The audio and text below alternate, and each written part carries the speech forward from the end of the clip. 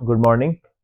सुबह के 6:55 हो रहे हैं। मैं तकरीबन कोई आधे घंटे पहले नहीं 1 घंटे पहले उठ गया था। फ्रेश वगैरह हुआ हूँ क्योंकि मैं कल तकरीबन 9 बजे सोया हूँ।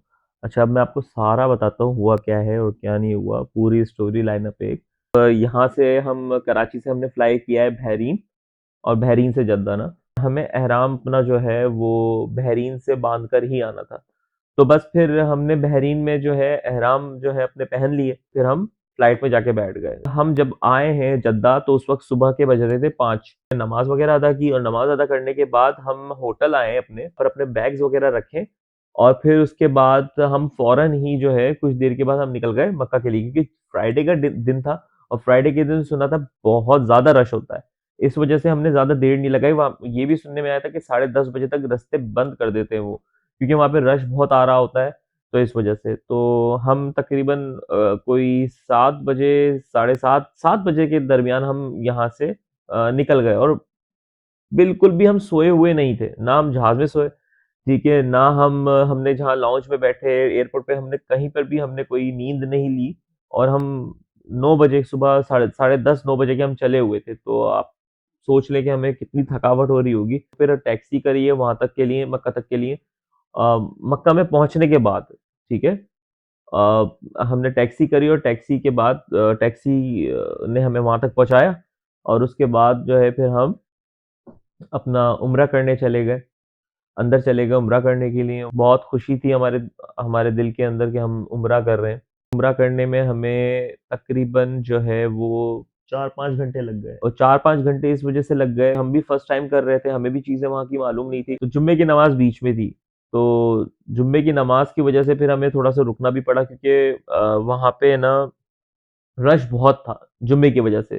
तो हर चीज़ कुछ देर के लिए खुल रही थी और कुछ देर के लिए बंद हो रही थी। इस वजह से हमें काफ़ी टाइम लग गया। तवाफ़ में भी हमें बहुत टाइम लग गया क्योंकि वहाँ पे बहुत रश था, माशाअल्लाह से बहुत रश था। क्योंकि जुम्मे का दिन जो होता है यहाँ पे काफ़ी हैवी होता है। छुट्टी होती है ना यहाँ पर। अच्छा, तवाफ़ करने के बाद फिर हम यहाँ से निकले हैं तकरीबन 3 बजे निकले। 3 बजे हम यहाँ से निकले हैं मक्का से फिर जद्दा के लिए। अच्छा, फिर वो भूख बहुत काफ़ी लगी हुई थी सारे बॉयज़ को। जब हम जद्दा वापस आ रहे थे तो हमें रास्ते में अल्बैक दिख गया। अल्बैक का नाम बहुत सुन रखा था, तो सोचा भाई ट्राई कर लेते हैं अल्बैक अभी, जैसे-तैसे करके ना। तो गाड़ी पार्क करवा के जो है हमने अल्बैक जो है ऑर्डर किया।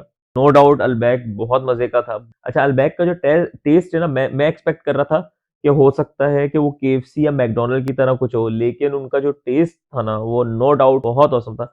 बहुत मज़ा आया खाने में ना।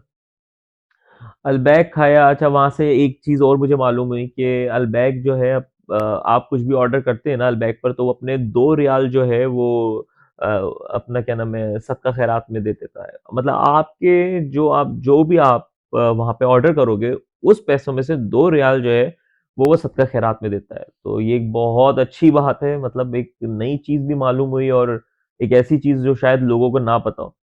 खैर, फिर हमें वहाँ से उठे हैं और फिर हम जद्दा पहुँचे हैं वापस। जद्दा पहुँचने के बाद यकीन करें बहुत थक चुके थे।